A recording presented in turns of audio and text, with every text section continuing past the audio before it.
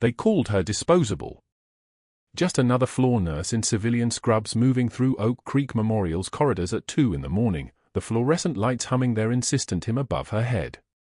Elena Martinez existed in the spaces between notice, the gap between the attending physicians and the nursing aides, the invisible labor that kept vital signs climbing and patients breathing. She'd chosen Oak Creek Memorial in Raleigh specifically because no one asked questions here. Because the quiet rhythm of vitals and medication rounds didn't trigger the dreams of Helmand Province Field Hospitals where she'd worked as Senior Chief Petty Officer Martinez, Navy Surgical Specialist, before the PTSD became unbearable. Before she stopped answering her family's calls. Before she learned that healing in anonymity was the only way to heal at all. The antiseptic smell mixed with burnt coffee as she moved through the break room at 0200 hours, pouring a cup that tasted like it had been brewing since midnight. Her hands were steady as she worked, the muscle memory of 15 combat deployments encoded in every gesture, efficient, economical, the kind of movement that spoke of survival learned in places most people couldn't find on a map. But no one here knew that. No one noticed. She adjusted her name badge, the one that read only E. Martinez, RN, and touched the small scar on her left hand unconsciously, a souvenir from a 7.62 round that had missed the radial artery by millimeters in a field hospital outside San Juan Valley. The tremor in her hands appeared only when she was alone, usually around 3 in the morning when the hospital was quietest. Breathing exercises. Count to 4. Hold. Release. She perfected the technique. No one saw it happen. What she didn't notice was the new attending physician observing her from the nursing station, watching the way she wrapped and fall line with unusual precision, the kind of accuracy that made questions form behind his eyes. She secured the line with practiced efficiency, checked the flow rate, and moved to the next patient before he could do more than stare. Her jacket hung in locker 47, the one with the broken latch that she'd never reported. Inside the lining, barely visible if you knew to look for it, was a faded unit patch. The colors had worn to ghost impressions from 1,000 missions, the thread fraying at the edges. She never let anyone see it. Dr. Sterling arrived for morning rounds at 0630 hours, his Italian shoes clicking against the cold tile floor like a metronome counting down to something. He moved through the corridors surrounded by residents who laughed too loudly at jokes that weren't funny, who scrambled to write down his observations as if they contained medical wisdom rather than ego disguised as expertise. Sterling was the kind of doctor who believed that authority was something you announce rather than earned, chest out, voice loud, hands gesturing to command the space around him. He'd been at Oak Creek Memorial for 4 years, and in that time he'd built a careful ecosystem of deference. The hospital administration loved him because he brought referrals, wealthy patients who paid in cash and didn't question his decisions. The residents feared him because he controlled their futures. The nurses avoided him because anything he noticed became a problem. He scanned the nursing station like a predator selecting prey, his gaze moving across the day shift staff until it landed on Elena. She felt it happen, that moment of appraisal, the calculation occurring behind his eyes. She didn't look up from the medication chart she was reviewing. In her experience, looking at a man like Sterling was an invitation he would accept. Sterling walked to the break room at 06 for 5 hours, and Elena heard his voice before she saw him, already speaking to whoever was inside before he crossed the threshold. She was standing near the coffee maker, refilling her cup for the 5th time that shift, when he began. The break room had that particular fluorescent-lit silence of the early morning, the kind that makes every sound amplified, and his voice filled it completely. "I'm telling you, that one," Sterling said, gesturing toward the nurse's station where Elena had just been standing. "Give her a week. Maximum. There's something off about her. Too quiet. Too competent. The quiet ones always break first." Elena's hand stilled on the coffee pot. She could feel the weight of the moment settling, the moment when you become aware that you're being discussed as if you're not present. She'd learned not to react to this. Reactions invited follow-up. "A week," one of the residents said, the kind of tone that meant he was already formulating a response, ready to position himself as the cool one who understood workplace dynamics. "I'll put $50 on it," Sterling continued, and she heard him pull out his wallet, the the leather creaking with the sound of a man accustomed to being right about things. Martinez breaks within 7 days. Quits. Walks out. The type that can't handle the pressure. He paused, and she could picture the satisfied smile he was wearing. I've seen her kind before. Shows up thinking they're going to change the world, then they realize they're just a floor nurse and the reality crushes them. The break room went quiet. That particular silence that happened when something cruel had been said and no one wanted to be the person who disagreed with the man who controlled their evaluations and their recommendation letters. Elena poured her coffee without varying her pace. 1 second. 2 seconds. 3. The liquid steamed into her cup with a sound like small machinery. She'd learned to count through moments like this. To measure time in heartbeats. To breathe in patterns that didn't betray her. She set down the pot. Adjusted her badge. Turned to leave. That's when Sterling saw her.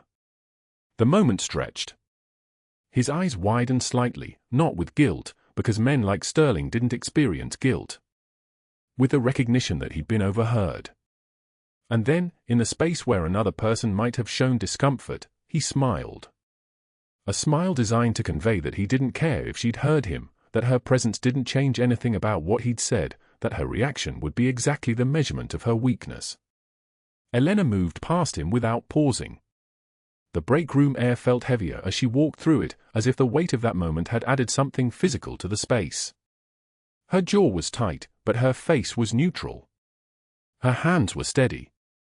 She'd been trained to absorb impact and keep moving, and that training didn't leave your nervous system just because you'd left the military. It lived in you forever. The cafeteria at 1030 hours was where everything shifted. Elena was moving through the line with a tray, a small salad, a protein, black coffee, when she felt him behind her before she saw him. Sterling. Moving with the confidence of someone who'd never encountered consequences. He was with 2 of the attending physicians, the ones who played golf with hospital administrators and who smiled when he made jokes about the nursing staff. Martinez, he said, and it wasn't a greeting. It was a word designed to collect her like a specimen. Perfect timing. Elena turned. Her tray was balanced in her hands. She looked at him once, a flicker of eye contact, then away.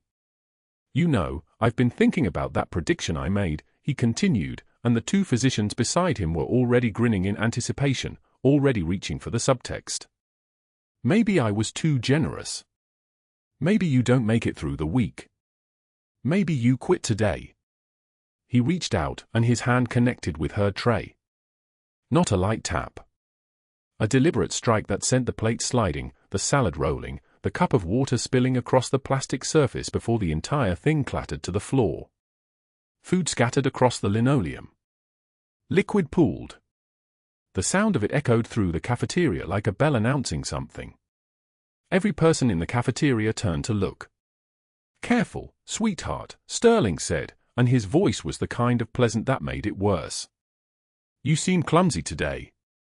Maybe you should consider that a sign. He turned away, already moving on to his destination, the physicians beside him laughing. The kind of laugh that reinforced hierarchy. That sealed her status. Elena looked at the mess on the floor. At the tray.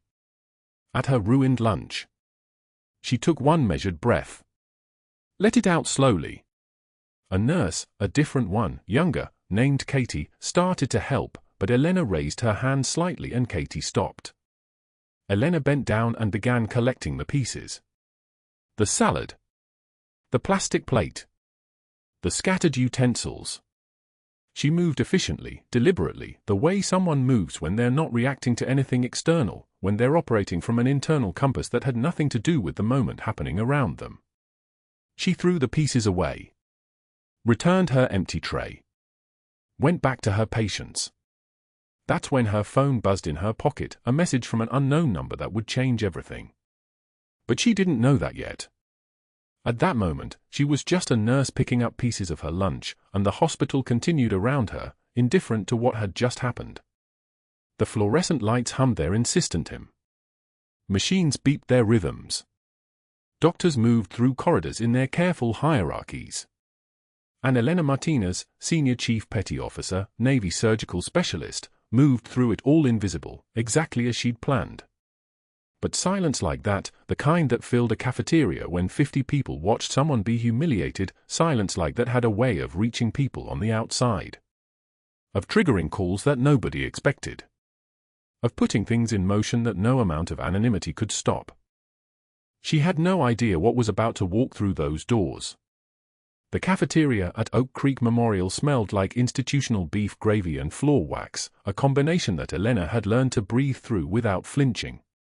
She moved through the lunch line with the kind of economy that spoke of 10,000 meals eaten standing up, her tray collecting the basic proteins and starches that kept her body running through 12-hour shifts.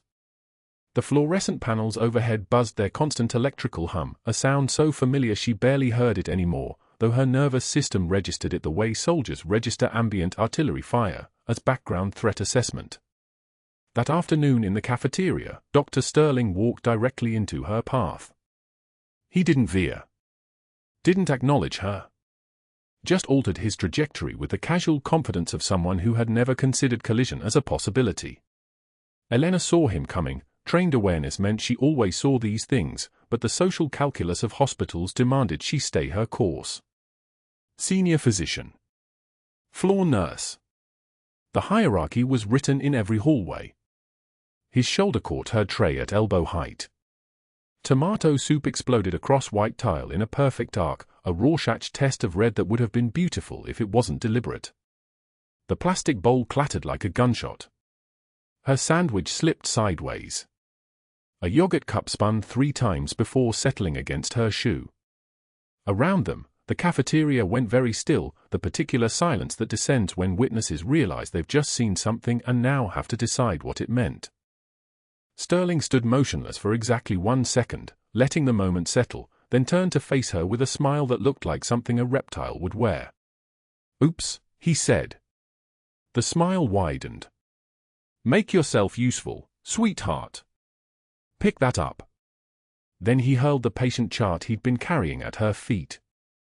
Paper scattered across the wet tile like snow, some adhering to the soup, others skidding toward other tables where people pretended to be focused very hard on their food. Elena could feel 50 pairs of eyes on her, could feel the machinery of social judgment working in real time, could feel the story being written about her in the moment before she even moved. She stood perfectly still for 3 seconds. Not frozen. Not paralyzed. Just perfectly, deliberately still. 1 tear escaped her left eye. She watched it happen to herself from the outside, the way she'd learned to compartmentalize years ago in field hospitals where emotion was a luxury that got people killed. The tear traced her cheekbone. She wiped it away with the back of her hand, her wrist absolutely steady, and her eyes never left Sterling's face. That was the part that unsettled him. Most people who cried looked away. Looked down. Looked anywhere but at the person who'd hurt them. Elena did not. "I've picked up pieces of men in places you couldn't find on a map, doctor," she said. Her voice was perfectly calm, deeper than her usual register, with the kind of control that only comes from having once commanded rooms where the cost of panic was measured in body counts. "A clipboard is nothing." The cafeteria held its breath.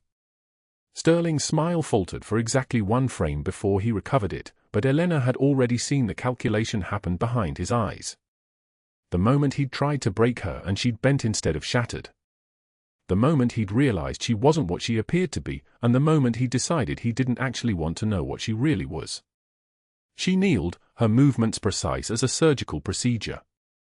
Gathered every sheet with the kind of methodical attention that turned chaos into order. The movements were all muscle memory, all hands that had once worked by headlamp in shipping containers set up as combat surgical hospitals in Helmand Province, hands that knew how to retrieve every scrap of critical information before the dust settled. She stood, extended the reorganized chart back to Sterling without meeting his eyes again, and walked out of the cafeteria while the sound of her footsteps on tile was the only noise anyone made. The next 2 days unfolded with the particular misery of ostracism. The residents picked up Sterling's nickname like it was contagious, Nurse Nobody, and deployed it in front of patients with the careless cruelty of hierarchy flexing its muscles. Nobody, can you grab me a unit of ONEG? Nobody, check the Foley, would you? She weathered it the way she'd weathered worse, by becoming even more invisible, by volunteering for the worst assignments, by making herself so useful that even contempt required her presence. But Sterling watched her differently now. He watched the way a man watches something he's trying to categorize. She could feel his eyes in the hallways, could sense him timing her movements, tracking her competencies. He'd expected her to either break or retaliate. She'd done neither. She'd simply demonstrated that his leverage was smaller than his estimate of it, and that particular knowledge was dangerous. On the third shift after the cafeteria incident, Elena pulled her jacket from her locker during a supply run. The fluorescent light in the break room flickered in that way that made everything look underwater. She touched the faded unit patch sewn inside the jacket lining, fingers finding the worn fabric like muscle memory finding its way home. The patch showed the insignia of 160th Special Operations Aviation Regiment, the unit she'd deployed with, the people she'd saved and lost and couldn't talk about. Her thumb traced the frayed edges. She closed her eyes for exactly 2 seconds, and the smell of dust and blood and diesel fuel from 100 medevac flights filled her mind. Then she zipped the jacket, secured her composure like body armor, and returned to the floor. At 2:17 a.m., the ER doors burst open with the particular violence of emergency arrivals.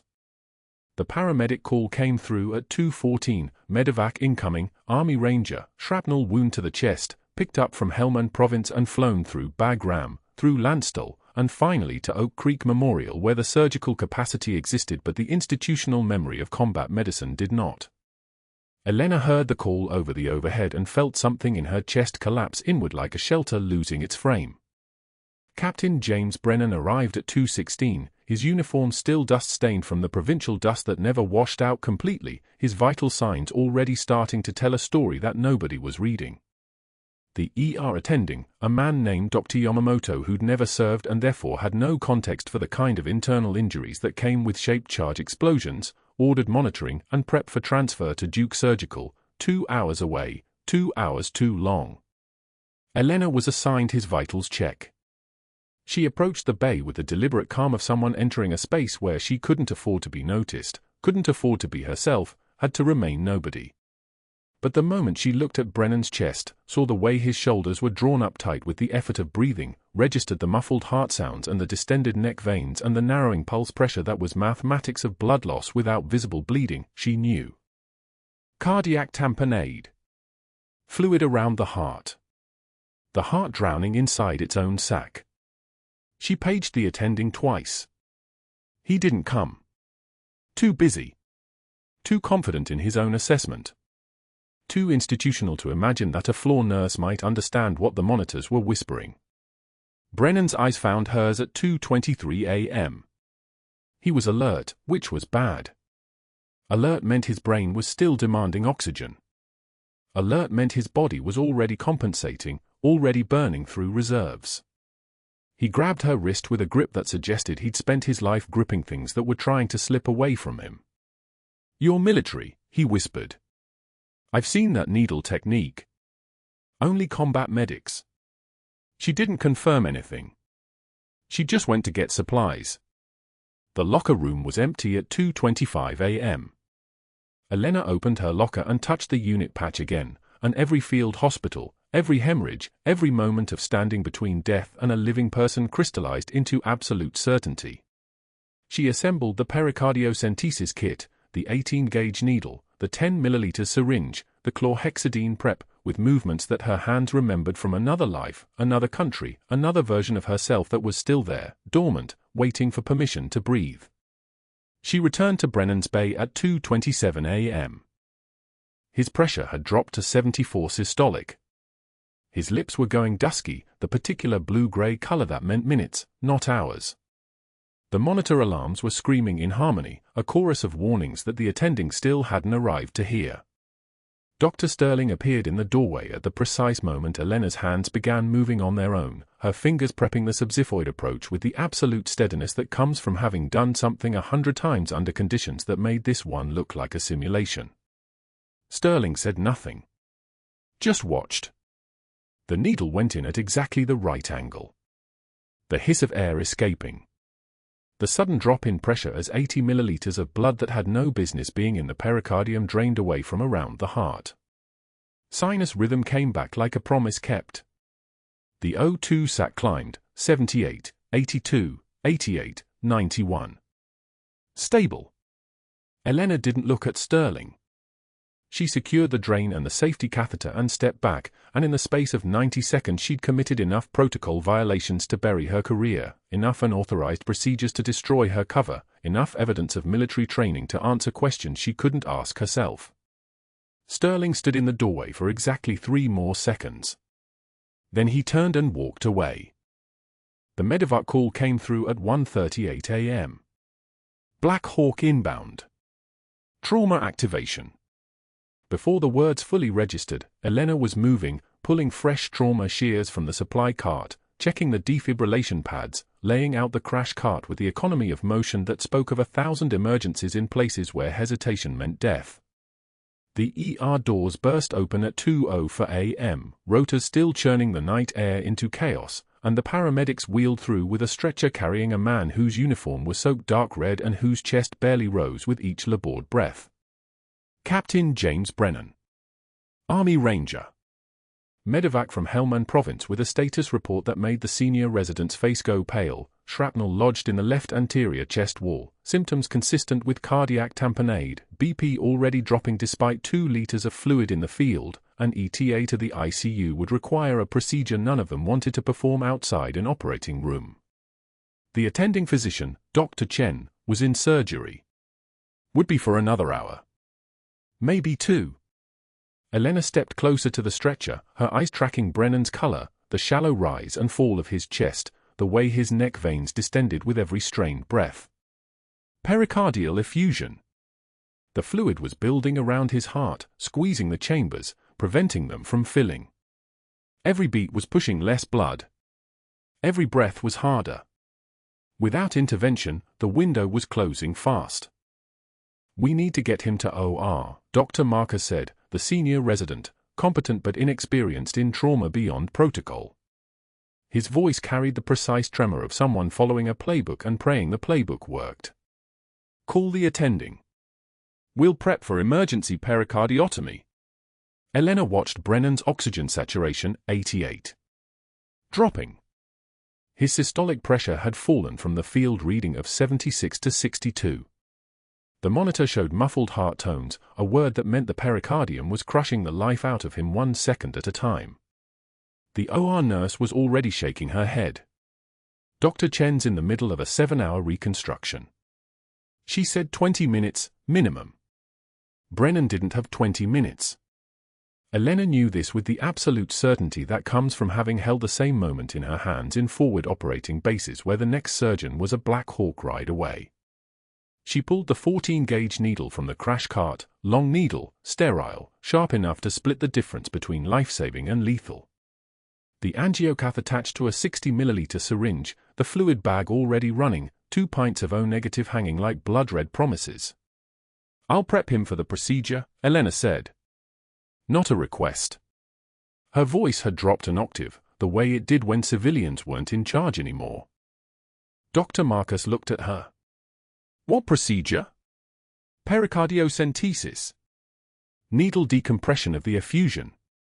It'll buy him time until Dr. Chen gets to the OR." The room went very quiet. The ventilator wheezed its mechanical rhythm. The monitor beeped with each dropping oxygen count, 85. 82, the 4-pump hissed air in tiny increments. "That's not protocol," Dr. Marcus said. Not unkindly. He was a good resident. He simply had no idea he was standing next to someone who'd performed this exact procedure in a dust storm outside Sanjin Valley while incoming rounds kicked up the ground around the aid station. A pericardiocentesis requires an attending sign-off. "We need to call." Elena was already prepping Brennan's left shoulder, her movements precise as a clock keeping time. Betadine. Sterile field. Her hands moved on their own.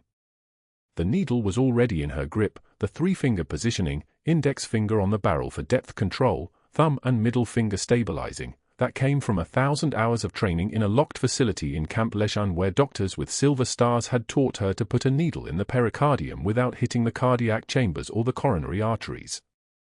"Step back," she said to Dr. Marcus. Not unkindly.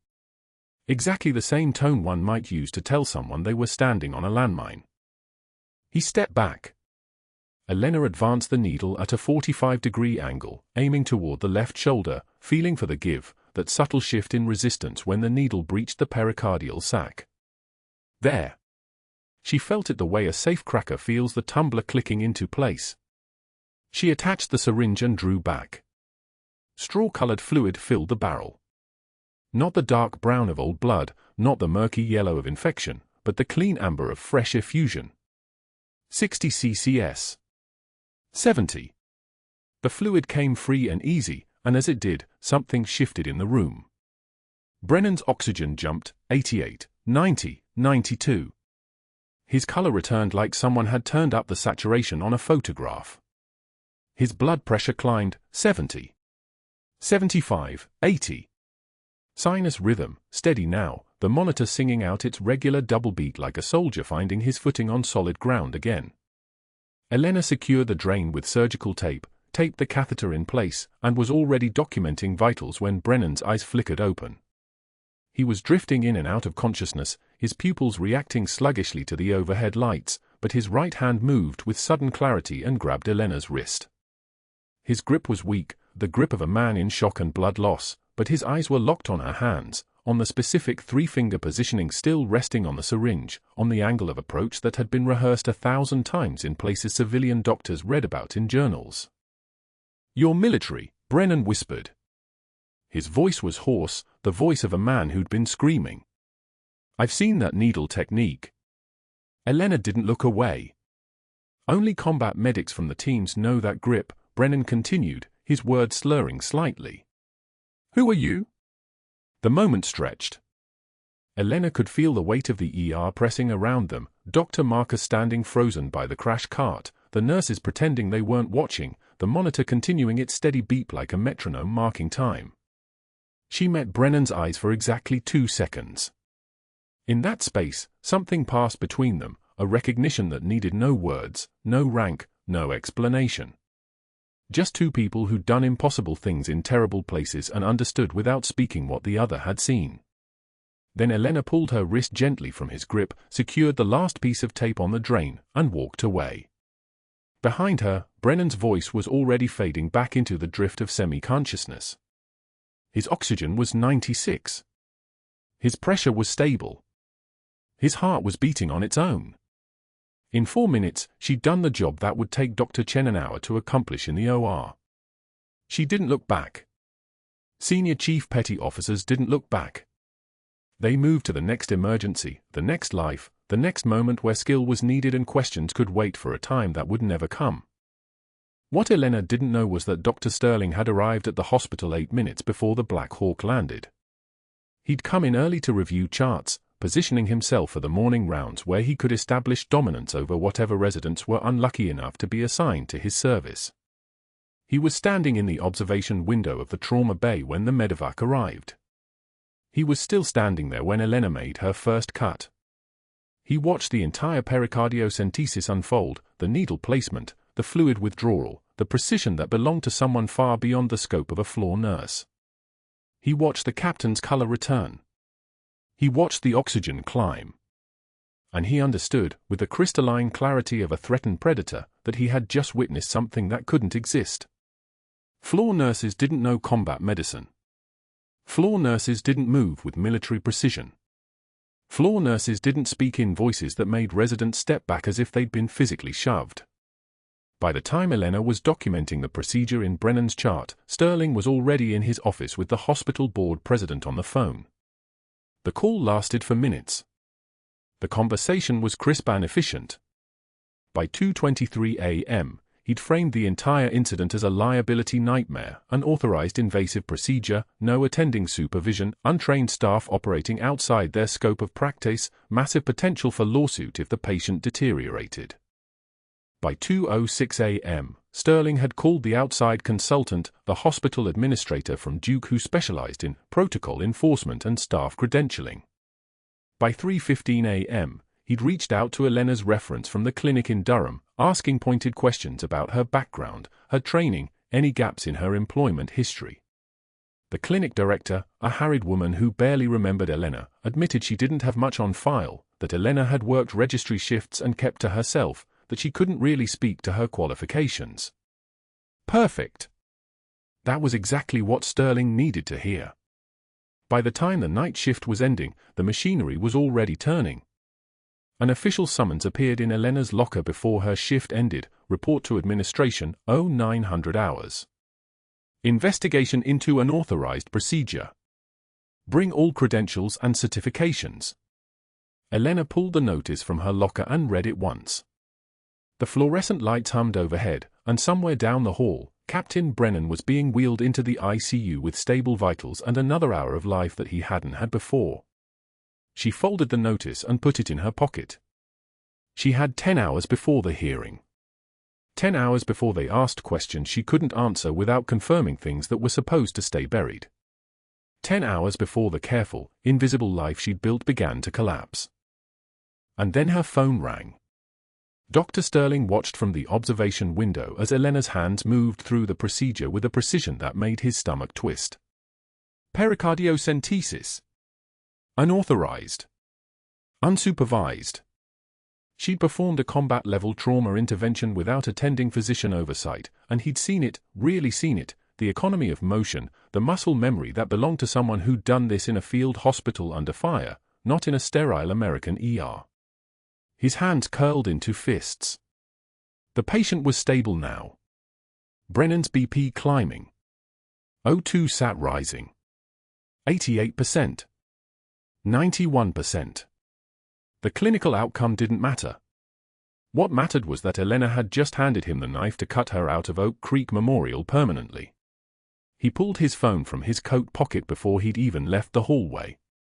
Dr. Harrison Pierce, hospital board president, golfing buddy for 7 years, man who owed Sterling at least 40 referring physicians worth 6 figures annually in collective revenue. The call connected on the third ring. Pierce? Sterling. I need an emergency board meeting. Now. Within 2 hours. His voice was steady, surgical.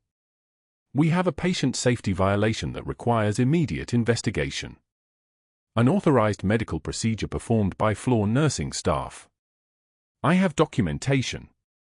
He paused, listening to Pierce sputter confused questions. No time to explain on the phone.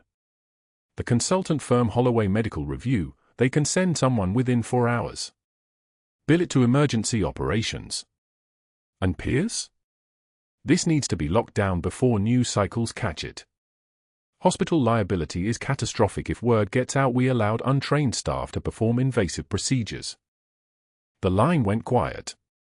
Sterling could almost hear Pierce's mind calculating exposure, lawsuits, joint commission implications. Then, I'll make the calls. 2 hours. Conference room A. Sterling hung up. 2 hours wasn't enough time to build a case that would hold at a termination hearing. But it was enough time to make certain that nobody would defend her.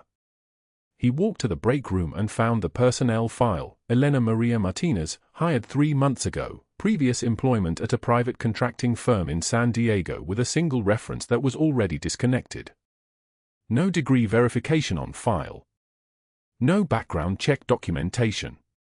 Just a nurse who'd appeared one morning, quiet and competent, and nobody had asked the right questions. Sterling spent 40 minutes building a summary, unauthorized performance of life-saving cardiac intervention without proper credentials or attending supervision. Evidence suggests former military medical background being concealed. Patient safety risk. Then he called Dr. Elizabeth Chen at Holloway Medical Review, a consultant firm that specialized in post hoc justification of predetermined terminations. Dr. Chen? I need you to review a protocol violation for an emergency board meeting in 3 hours. I'm emailing you documentation now. The nursing staff member in question performed a pericardiocentesis without attending physician oversight. I need your expert opinion on whether this constitutes dangerous practice. I'll need the full medical record and Dr. Chen started. Email within the hour, Sterling interrupted. Your initial assessment is more important than your final report. We need a framework for termination before the meeting. He heard her pause. She understood what he was asking, not for objective analysis, but for a professional blessing on a predetermined outcome. I'll prioritize it, she said. By 1:44 p.m., Sterling had forwarded the documentation to Pierce. Dr. Chen had replied with preliminary findings of concerning protocol deviation, and the board was convening. Elena would receive her notice at 2:15 p.m. Security would escort her out by 2:45 p.m. By 3 p.m., his office window would frame the image of her walking toward the parking lot with her small box of belongings, and the most competent nurse Oak Creek Memorial had seen in 5 years would be erased. The conference room felt cold. 3 board members sat behind a mahogany table with Elena's personnel file spread between them like an indictment. The administrator, Margaret Chen, no relation to the consultant, sat at the center, her spine rigid with discomfort. Sterling positioned himself near the window, arms crossed, radiating the calm certainty of a man who'd already won. Elena entered at 2:14 p.m. She wasn't wearing her scrubs anymore. They'd had her change into street clothes in the personnel office. The jacket she wore was faded blue cotton, the kind that cost $30 at a big box store. No visible identifiers. She looked smaller in civilian clothes, diminished, and Sterling felt a flash of satisfaction that tasted like copper. Ms. Martinez, Margaret said, not meeting her eyes. Please sit. Elena Saturday. Her hands folded on the table. Her face was absolutely still. Margaret opened the file with the reverence of someone delivering a terminal diagnosis. Oak Creek Memorial has a duty to maintain the highest standards of patient safety. Last night, during the admission of Captain James Brennan, cardiac tamponade, you performed a pericardiocentesis procedure without attending physician authorization, without proper credentialing verification, and without documented training in this specific intervention. The patient was in cardiac arrest, Elena said quietly. 1 minute until death. That doesn't authorize you to exceed your scope of practice, Sterling said, his voice like ice water. You're a floor nurse. Not a physician. Not a surgical specialist. A floor nurse. Elena's jaw tightened fractionally. That was all. No tremor in her voice. No flush of anger. Just a single muscle responding to pressure like steel responding to force, not breaking, just holding. The patient lived. The patient would have lived because an actual physician would have arrived within 90 seconds to perform the procedure correctly, Sterling continued. What you did was create a liability nightmare for this hospital. You performed an invasive procedure using equipment you are not qualified to touch, creating a pattern that suggests either delusional confidence or deliberate concealment of false credentials. Margaret slid a termination letter across the mahogany surface. Effective immediately. We're releasing you from employment for unauthorized medical practice and breach of scope of practice. Security will escort you from the building. Your badge access is deactivated as of 2:36 p.m. Elena picked up the letter. She read it. One tear escaped her left eye, just one, clean as a drop of rain, and she wiped it away without breaking eye contact with Sterling. She didn't ask questions. She didn't defend herself. She simply folded the letter, stood up, and walked out of the conference room like a woman who'd been expecting this particular door to close her whole life. Sterling watched from his office window on the 3rd floor. Security met her in the personnel hallway. The guard, a man named Thompson who looked deeply uncomfortable, handed her a small cardboard box. Her locker contents, Sterling assumed. Jacket. Coffee mug.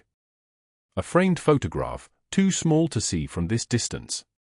She accepted the box without looking at Thompson's face, understanding that his averted eyes were mercy, not shame.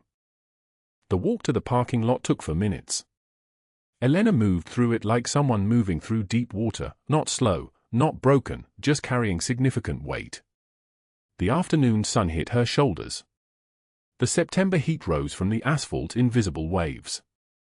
At the edge of the parking lot, she set the box down on a concrete parking barrier, looked back at the hospital one time, and then picked it up again and continued toward her vehicle.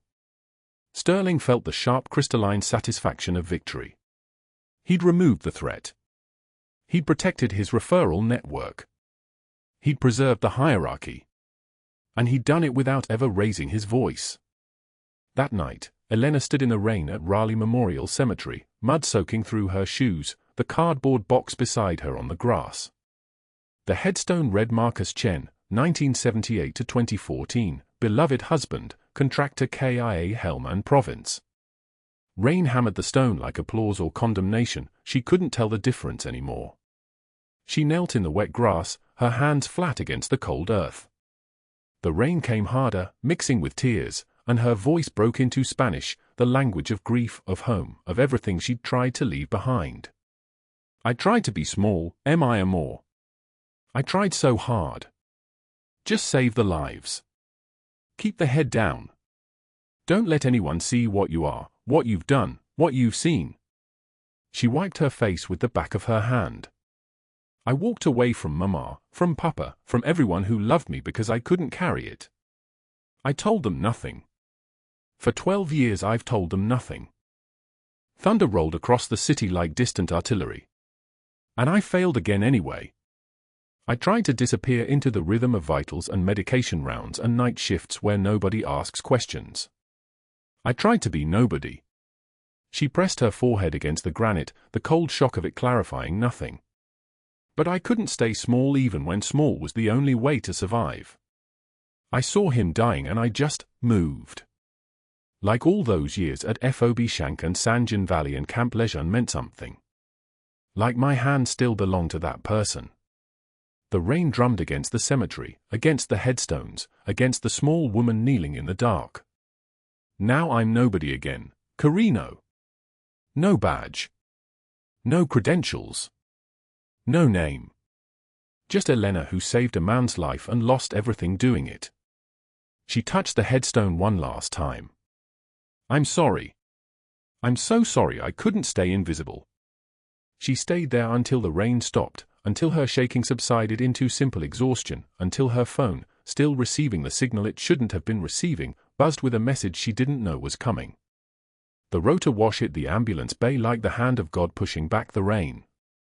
The UH-60M Black Hawk descended through the Raleigh afternoon with the kind of precision that turned heads in a parking lot, that made the news crews scramble, that stopped traffic on the access road. 12 seconds. That's all it took for the skids to touch asphalt and for 6 Army Rangers in dress uniforms, pressed greens, boots polished to mirrors, berets bearing the 75th Ranger Regiment insignia, to exit in perfect tactical formation. No one had called ahead. No one had prepared Oak Creek Memorial for what was coming through those automatic doors. The lobby went silent. Not the quiet of a Tuesday afternoon. The silence of a room holding its breath. Visitors froze mid-text. A child stopped crying. The desk clerk's fingers hovered above her keyboard like she'd been paused mid-keystroke. The Rangers moved through the ER entrance with the kind of unified purpose that made you understand, without being told, that these men had walked into worse situations than a small-town hospital, and they had walked out again. The lieutenant, jaw carved from granite, ice the color of a winter storm, stepped forward. His voice carried across the lobby without shouting, without needing to. We're here for Senior Chief Petty Officer Elena Martinez. This is not a request. This is a recovery operation. Elena wasn't there. She was at home, 3 miles away, sitting in the dark with her husband's dog tags pressed into her palm like a prayer, water still dripping from her hair and clothes, trying to remember how to breathe. But the Rangers didn't know that yet.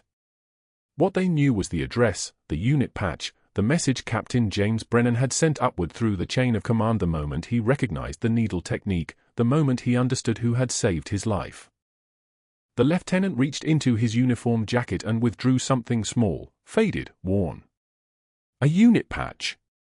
The colors had gone soft from age, the 18th Medical Battalion insignia, the medical corps cross over a compass rose, the words stitched in letters that had been read by hands in the dark, in the sand, in places where medicine meant the difference between coming home and not coming home. The patch he held was the same one sewn into the lining of Elena's old jacket, the one she kept in her locker at Oak Creek Memorial, because some things you don't throw away, even when you're trying to disappear. This was recovered from Senior Chief's personal effects, the lieutenant said, holding it up so the afternoon light caught the stitching. Captain Brennan recognized it. He made calls. Those calls reached JSOC. And JSOC called us. He turned to the administrator, who had emerged from her office with the kind of instinctive fear that comes from seeing military authority walk into your civilian space. You have a file on this woman. The administrator's hands shook as she opened the folder. Her eye scanned the pages, and her face went pale. This can't be, there's nothing here about, she began reading aloud, voice cracking, 2 silver stars. Navy Cross. 15 combat deployments as lead trauma surgeon. Security clearance, top secret sensitive compartmented information. And as she looked up, and the words came out like a prayer, 317 lives saved in direct combat situations. The room didn't just go quiet. It imploded. Phones stopped ringing. The ambient hum of the hospital seemed to pause. A nurse dropped a tray of instruments. It crashed against the tile floor like a gunshot, and nobody even flinched because they were all watching, all understanding, all realizing simultaneously that they had been standing in the same building as a ghost. A legend. A woman they had called just a nurse. Dr. Sterling was in his office on the 2nd floor. He would learn about this in approximately 90 seconds. But he didn't know yet, and those 90 seconds were the last seconds of his career, though he wouldn't understand that until the Navy SEAL commander, a master chief with shoulders like a refrigerator and eyes that had seen wars in countries that no longer had names, stepped forward into the space the Rangers created and spoke into the silence. Senior Chief Petty Officer Elena Martinez saved my life in 2019. Sanjin Valley. Blast radius that should have killed 3 of us. She performed a field pericardiocentesis with a 14-gauge needle and a piece of plastic tubing while taking indirect fire. No anesthesia. No equipment. No backup. We walked out alive because of her skill. Because of her training. Because of her willingness to do something that no civilian doctor would have attempted. The commander's voice dropped lower, carried harder. 3 days ago, she saved Captain Brennan's life in this hospital using the exact same technique. And 3 days ago, Dr. Sterling, your chief of surgery, decided that exposing his own incompetence was more important than acknowledging her service. The administrator's face had shifted from pale to grey. She looked down at the file again, at the file that should have warned her, at the credentials that should have protected Elena. The outside consultant, the cardiologist from Duke, the one Sterling had brought in specifically to rubber-stamp the investigation, stepped forward and read the procedure notes in silence. His expression changed as he read. Changed from skeptical to confused to something like awe. When he looked up, he didn't look at the Rangers. He looked at the gathered staff, at the doctors, at the nurses who had worked beside Elena without knowing her real name. This pericardiocentesis was flawless, the consultant said. Textbook procedure. Anatomically perfect. I've been practicing cardiac surgery for 23 years, and I would have executed this procedure identically. This wasn't protocol violation. This was heroism. That was the moment the board president, Sterling's golfing buddy, the man who had received the referrals that kept his schedule full and his bank account fuller, stepped backward from Sterling's alliance like the man was contagious. That was the moment the residents started exchanging glances. That was the moment the nurses began pulling out their phones and showing documentation, shift logs where Sterling had screamed at staff, incident reports that had been filed and ignored, a pattern of behavior that no one had questioned because he was the chief of surgery, because he had power, because power in a hospital moves like gravity and everyone adapts. Dr. Sterling did not see this in real time. But he heard about it within minutes when his office door opened and the security team stood in the frame with the kind of expression that meant his world was about to change. The same security guard who had handed Elena her termination box 3 days earlier, the same guard whose eyes had been sad with apology, whose hands had trembled slightly as he did the job, now stood in Sterling's office with an identical cardboard container. He placed it on the desk with the kind of gentleness you'd use with something already dead. "Dr. Sterling, your hospital privileges have been revoked effective immediately. You're to remove your personal items and vacate the building within the hour. You're not to interact with staff or patients during this process. You understand me?" Sterling's face went the color of old bone. His hands reached for the box like they belonged to someone else. The guard stood in the doorway. Rangers stood in the hallway beyond, casual and patient, the way soldiers stand when they have nowhere else to be. Sterling packed his diplomas, his awards, the framed magazine covers from journals that would never publish his name again. He packed slowly, understanding with each item that went into the box that his career at Duke was finished, that UNC would distance themselves by end of business, that the story was already viral. Elena Martinez, fired for saving a life, the video of Rangers walking into a hospital lobby already hitting 2 million views. 6 months later, the unit patch hung framed on Elena's office wall at the VA's Combat Trauma Training Center in Raleigh. The patch sat beside her Navy Cross citation. Beside a photograph of Marcus, her husband, the man lost to the same dust and heat that had taught her how to operate under fire. The patch was no longer faded. The frame held it like a relic, which it was. Elena had requested a transfer from Oak Creek Memorial the day the Rangers walked out, not because she was afraid or bitter, but because she had spent 3 years running from her own strength, and it was time to stop.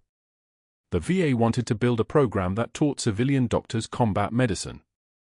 They wanted someone who had saved over 300 lives in active combat zones. They wanted her. The office was small but functional. 2 chairs. A desk with a computer. A window overlooking the parking lot where she could see the sky. Elena ran simulation labs twice a week, pericardiocentesis training, emergency thoracotomy, battlefield hemorrhage control, teaching the next generation of physicians what it meant to operate when every second was the difference between a body that came home and a flag-folded box. She taught with the same precision she had used on Captain Brennan, with the same composure she had maintained through 3 days of humiliation. The difference now was that the humiliation was over, and the truth was walking through every room she entered. Captain Brennan visited monthly. His recovery was complete. The shrapnel had been extracted. His heart had healed. He came to guest lecture on battlefield medicine, and the residents would listen to him describe the moment the needle went in, describe Elena's hands moving like a surgeon who had done this 50 times before in the worst possible circumstances. He never mentioned her name without rank. Senior Chief Martinez. As if title could contain what she was. On the afternoon that Sterling taught his first CPR certification class at Raleigh Community College, a basement room, fluorescent lights buzzing overhead, a mannequin torso with painted-on ribs and a mouth that never breathed, he was thinking about the salary. Minimum wage. The way his hands shook when he demonstrated chest compressions. The way the students didn't know his name, didn't know he'd been a chief of surgery, didn't care about the diplomas in a cardboard box in his apartment. By evening, he would teach for more classes. By month's end, he would understand that competence without integrity was just a skill, and skills could be replaced, but reputation once burned offered nothing but ash. Elena stood in her office on a quiet night, the kind of night in Raleigh where the city settled into itself and the sounds became clear, rain starting again, traffic on the access road diminishing, the fax system cycling down. She reached up and touched the unit patch in its frame. Her fingers traced the stitching. The medical corps cross. The compass rose. The names of 36 men and women stitched into her muscle memory, into her hands, into the part of her that would never stop being a senior chief petty officer no matter what uniform she wore or didn't wear. She thought of Marcus. Thought of Captain Brennan's eyes in that moment when recognition moved across them. Thought of the security guard who had apologized, the nurses who had sent flowers, the consultant from Duke who had read her procedure notes and wept quietly in the hallway. The truth was that Elena had spent 3 years trying to be invisible, trying to be small, trying to make herself forgettable because being memorable meant being close to the edges where men died. Being memorable meant carrying weight that civilians couldn't understand. Being memorable meant being alone. But the truth was also that some things cannot stay hidden. Honor cannot stay hidden. Skill cannot stay hidden. Purpose cannot stay hidden when lives depend on it. The moment a man started bleeding from his chest, the moment seconds became currency more valuable than money, the moment a choice appeared between letting someone die and breaking protocol to save them, at that moment, a senior chief petty officer stops being invisible. At that moment, she becomes exactly what she was always meant to be. Elena turned back to her desk where next week's training schedule was already filling with names. Young physicians hungry to learn. Residents signing up for simulations. The program was expanding. The VA had approved her request to train combat medics transitioning to civilian practice. Everything was building in the right direction.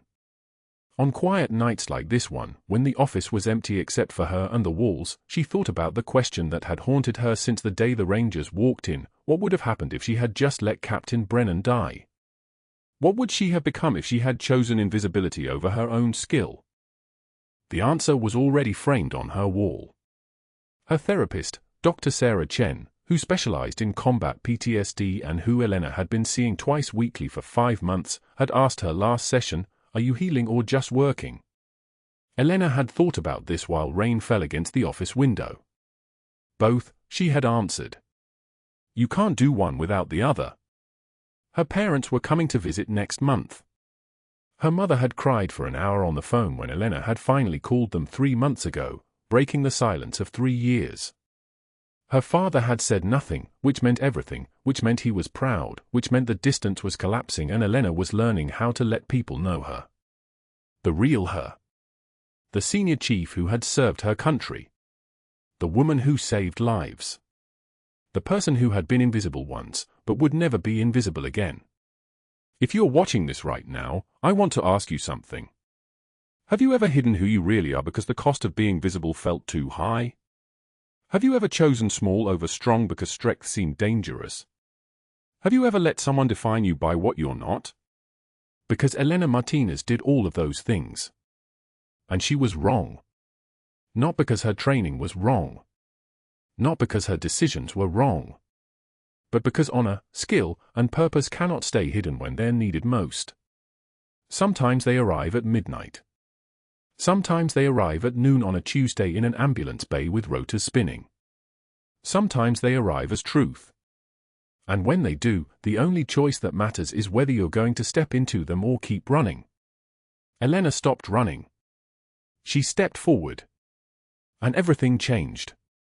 If this story resonated with you, if you've ever felt the weight of being underestimated, subscribe to this channel and hit that notification bell.